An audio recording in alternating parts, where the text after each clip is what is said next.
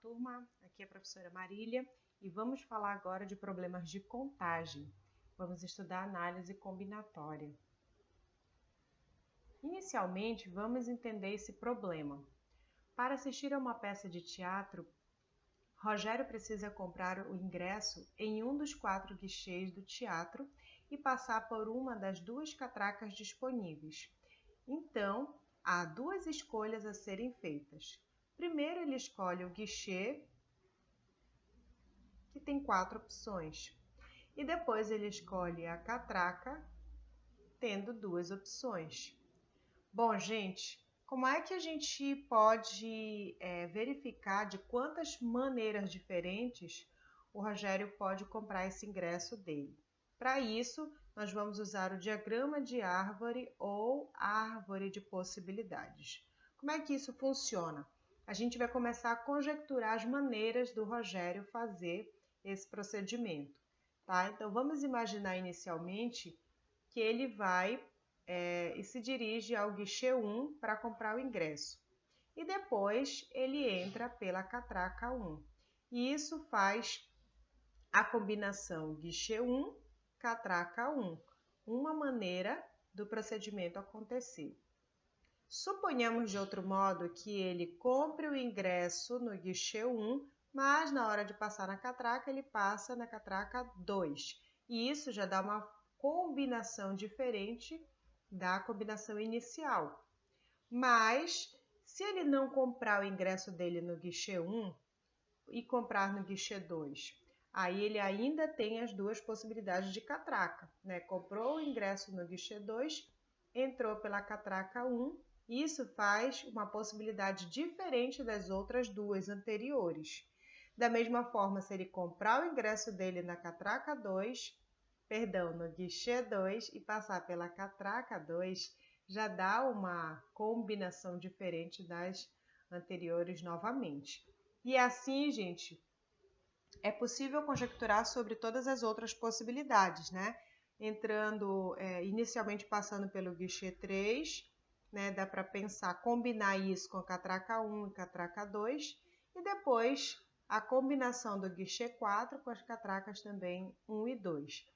No final das contas, né, depois de visualizar todas as possibilidades acontecendo, né, a gente vem aqui e confere quantas elas totalizam.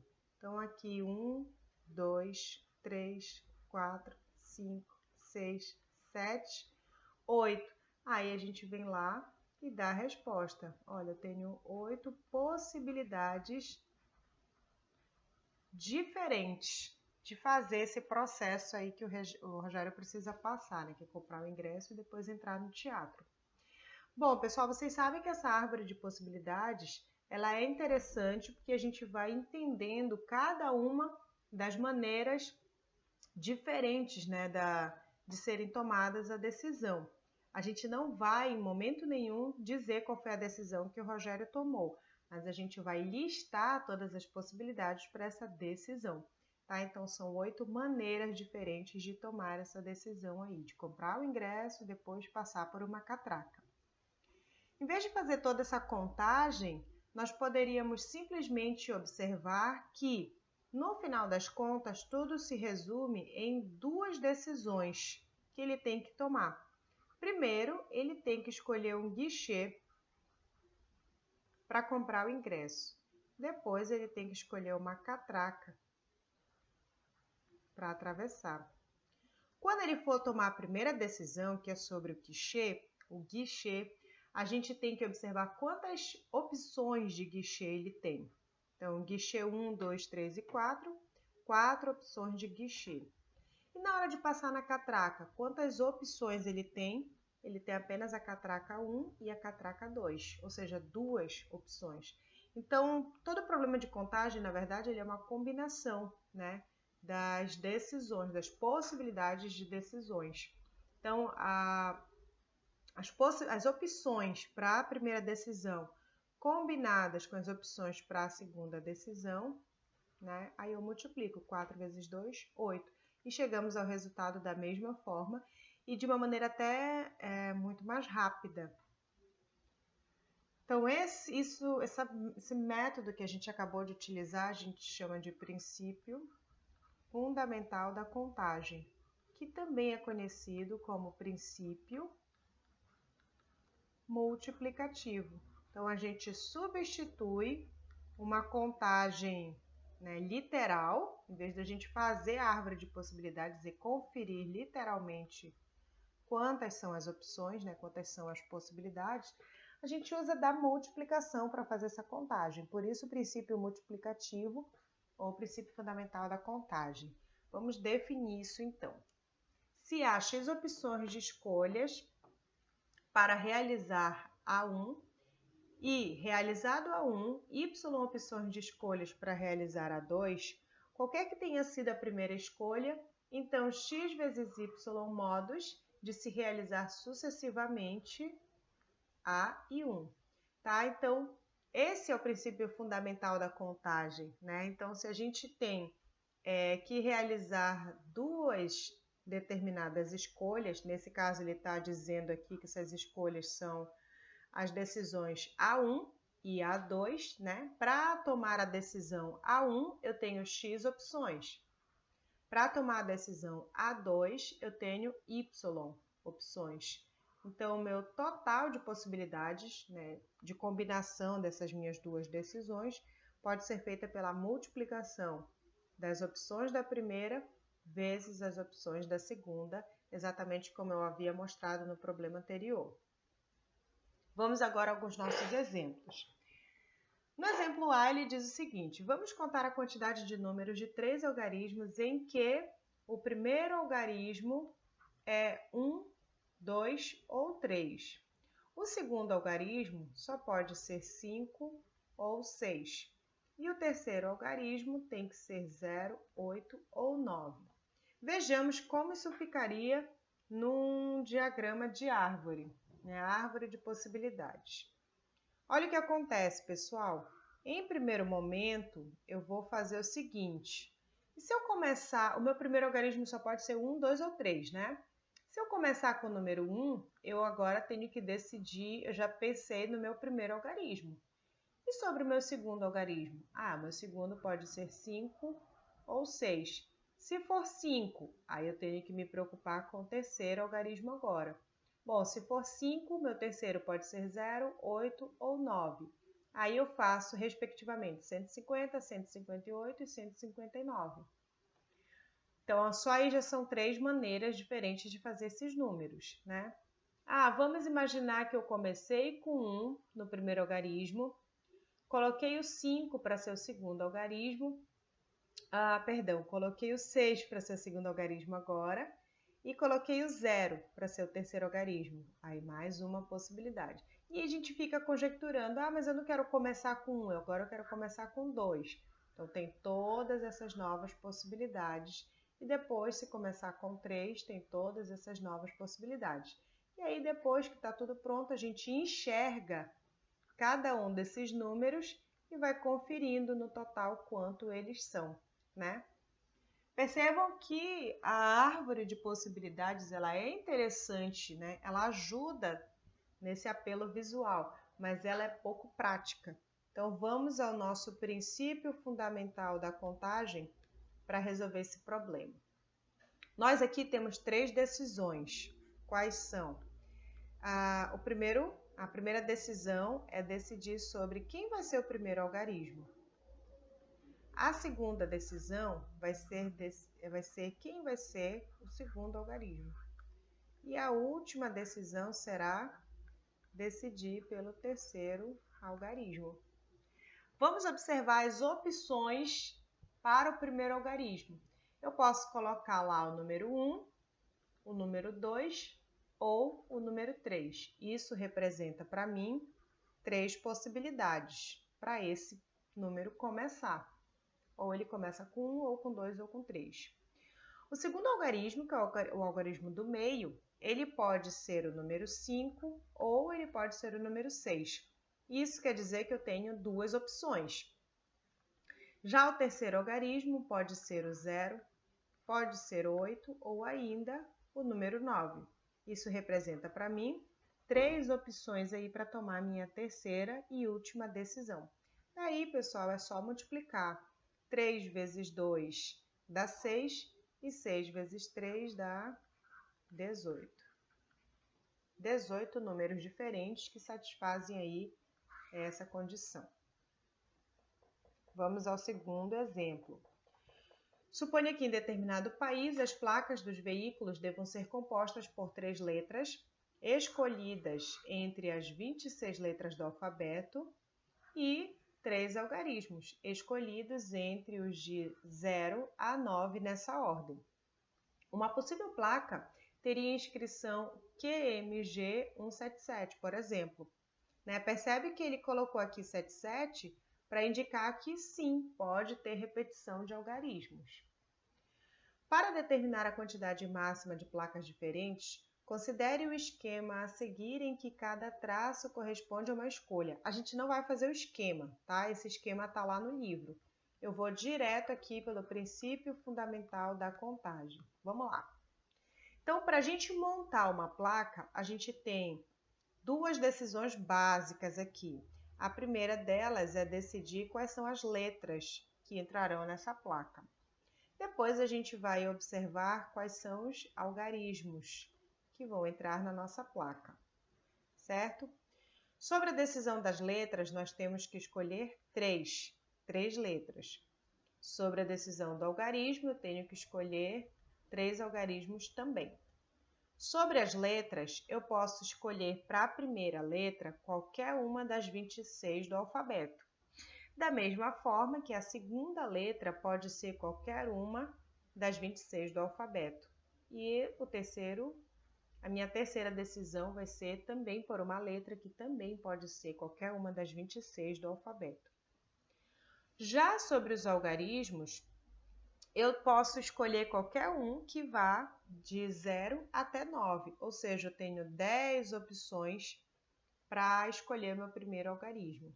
Sobre o meu segundo algarismo, novamente, eu tenho 10 opções e o terceiro algarismo, novamente, 10 opções. Multiplicando todas essas opções, a gente tem o número de placas possíveis, tá? Então, vou multiplicar aqui 26. Algumas questões de livro, elas deixam assim, ó, 26 a terceira vezes 10 a terceira. Pode deixar em forma de potência, tá? Mas, se vocês preferirem, é só fazer 23 a terceira vezes 10 a terceira. Multiplica mesmo tudo isso, tá? E aí a gente obtém a nossa resposta. 17.576.000 placas diferentes que eu posso fazer aí só com essas características. No exemplo da letra C, ele diz o seguinte: deseja-se pintar 5 faixas retangulares em um muro, dispostos como na figura. Tá? Então, aqui ó, as faixas retangulares, todas organizadinhas, uma na sequência da outra. E aí ele segue assim: a cor de cada faixa deve ser escolhida entre verde, amarelo, azul e sendo 2 faixas vizinhas quaisquer, com cores diferentes. Ao pintá-las ordenadamente, de cima para baixo, temos as seguintes escolhas. Então, vamos lá, gente. Nós temos 3 opções de cores: verde, amarelo e azul. Vamos iniciar o nosso muro de cima para baixo, tá? Vou até pegar uma corzinha diferente aqui. Vamos iniciar aqui olhando a nossa primeira faixa.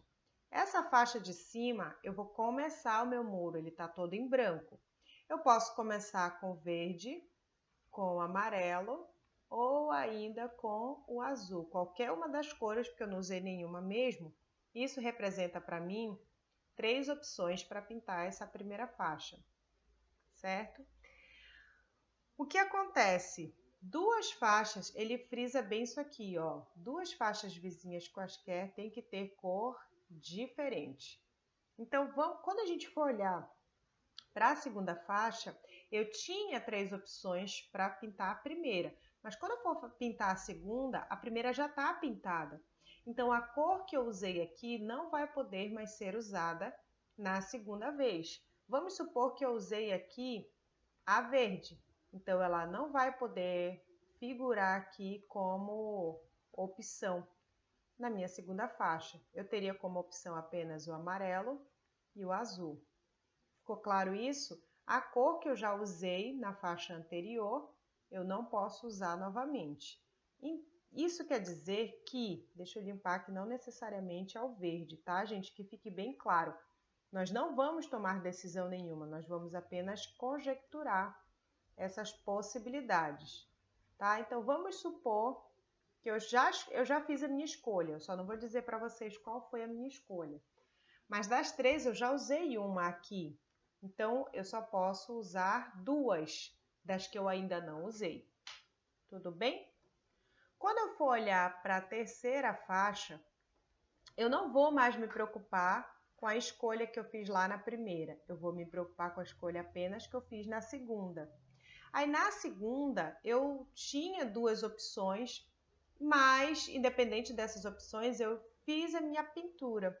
A cor que ficar aqui na segunda faixa só não pode aparecer na faixa aqui de baixo, certo? Então, das três, uma está pintada aqui. Sobram ainda duas opções para ser pintada aqui. Aí vocês podem dizer, professora, se tu pintou de verde lá na primeira faixa, de amarelo na segunda, o verde pode voltar para a segunda faixa? Pode, por isso que a gente volta a pensar em duas opções, tá? Nessa faixa aqui, pessoal, na quarta faixa, eu tenho quantas opções? Duas também, porque ela só não pode coincidir com essa que está imediatamente acima. Tem uma cor aqui em cima, então com essa cor que está aqui em cima eu não posso contar. Então das três eu tenho duas disponíveis. E da mesma forma, na última faixa eu tenho duas cores disponíveis também, porque ela só não pode coincidir com a que está imediatamente acima. Tudo bem? Conclusão, gente. 3 vezes 2 dá 6, vezes 2 dá 12, vezes 2 dá 24, vezes 2, 48. Então, eu tenho 48 maneiras diferentes de pintar esse muro da forma como foi pedido. No exemplo da letra D, ele diz: vamos determinar a quantidade de números de 3 algarismos distintos. Olha, gente, algarismos distintos. Isso quer dizer que a gente não vai aceitar, não pode ter repetição. Certo?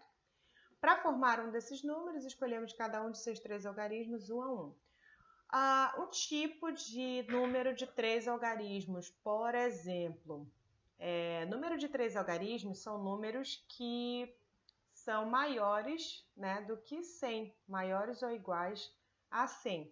Mas o 100 serviria, por exemplo? Não, não serviria. Por quê? Porque quando ele fala que ele quer 3 algarismos distintos, no 100, o zero que está no segundo algarismo repete o zero novamente no terceiro algarismo. E isso não pode, tá? Quando ele quer números distintos, ele não admite repetição. Sendo assim, o 100 está fora. Da mesma forma, estaria de fora o 101, porque eu tenho o 1 repetindo, tá? Então, a primeira possibilidade, de repente, seria o 102. Ficou claro isso, pessoal? Outra coisa que não pode é o zero. Eu tenho 3 algarismos, eu posso fazer 0,23? Não, não posso. Por quê? Porque o zero à esquerda, ele não tem valor numérico, né? 0,23 é a mesma coisa que 23. E 23 representam 2 algarismos e não 3, como pede o problema. Então, o zero não vai poder figurar na primeira posição. E agora, como é que nós vamos imaginar aqui? Então, vamos lá. 0, 1, 2, 3, 4, 5, 6, 7, 8, 9. Isso me dá um total de 10 opções.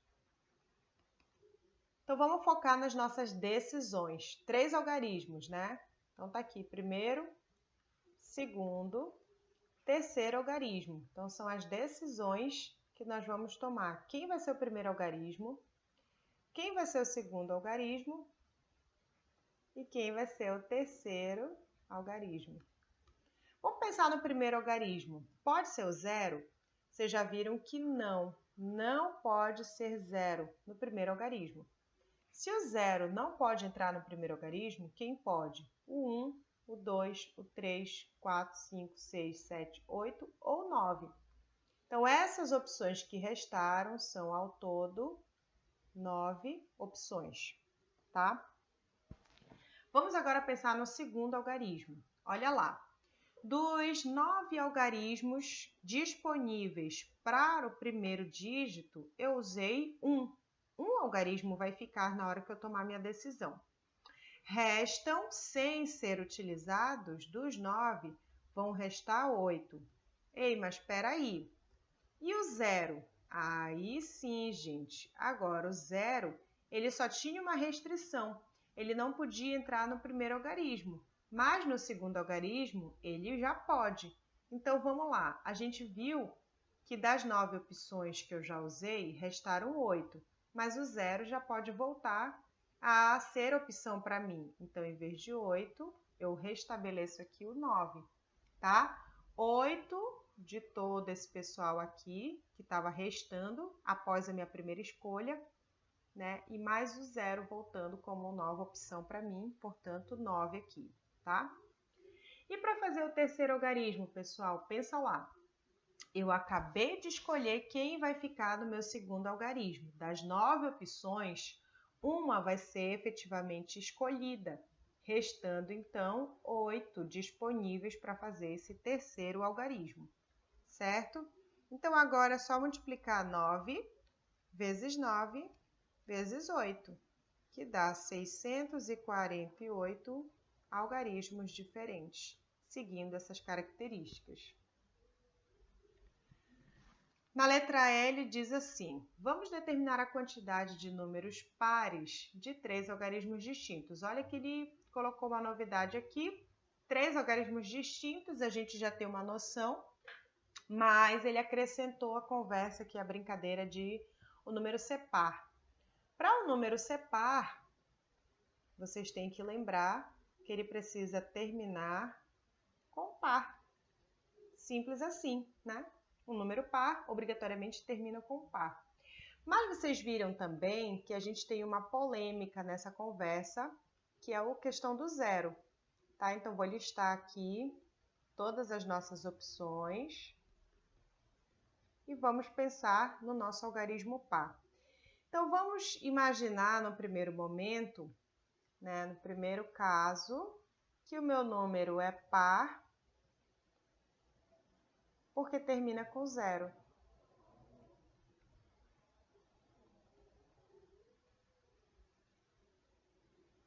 E agora? Aí a gente vai lá para as nossas decisões.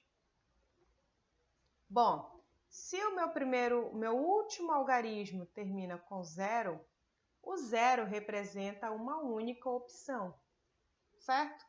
Aí agora a gente volta e vamos retomar aqui. E o meu primeiro algarismo?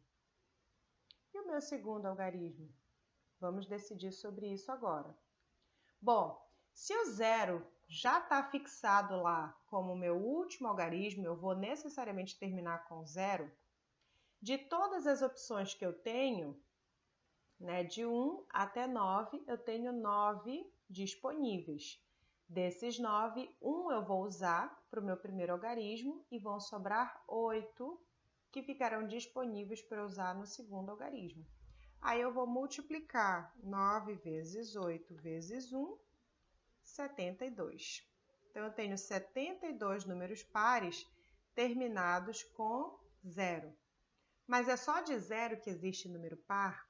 Não. Então, agora a gente vai para o segundo caso, tá? Ele é par, mas não termina com zero.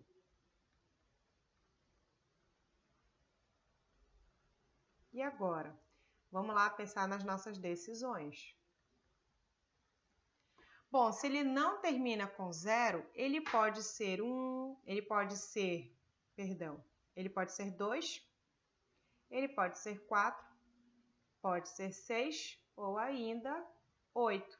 Todos esses números que são pares são possibilidades para encerrar o meu número, né?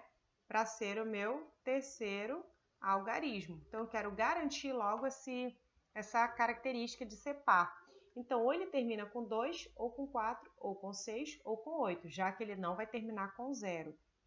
Nisso eu tenho 1, 2, 3, 4. 4 opções para fazer esse meu número par, certo? Agora vamos pensar lá sobre o nosso primeiro algarismo. Bom, vamos imaginar que desses números aqui que eu circulei, um deles vai terminar escrevendo aqui o meu terceiro algarismo. Todo o resto fica disponível para eu fazer meu primeiro algarismo. Então, de 1 até 9, alguém eu já utilizei. Sobra, então, 8. 8 opções para começar o meu algarismo, meu primeiro algarismo. E eu não vou conferir nesse momento com o 0, porque eu não posso começar com 0, porque senão não vai ter os 3 algarismos, tá? Vamos agora pensar sobre o segundo dígito. Quando eu for fazer o meu segundo algarismo, lembra, a última vez que eu conferi, eu tinha 8 números disponíveis. Desses 8, eu usei um para ficar aqui. Então, desses 8, sobram 7. Mas te lembra que para pensar nesse 8, eu não tinha pensado no 0. Mas o 0 pode aparecer aqui no algarismo do meio. Se o 0 pode aparecer, então não cai efetivamente para 0. Se eu posso contar com 0, eu posso perfeitamente colocar o 8 de volta. E aqui nem apagou mais. O 8 de volta. Aí é só uma questão de multiplicar. 8 vezes 8 vezes 4. 256. Então, olha só, pessoal. Eu tenho 72 maneiras diferentes de fazer o número par terminando com 0. E tenho 256 maneiras diferentes de fazer o número par que não termina com 0. Somando 256 mais 72, 328.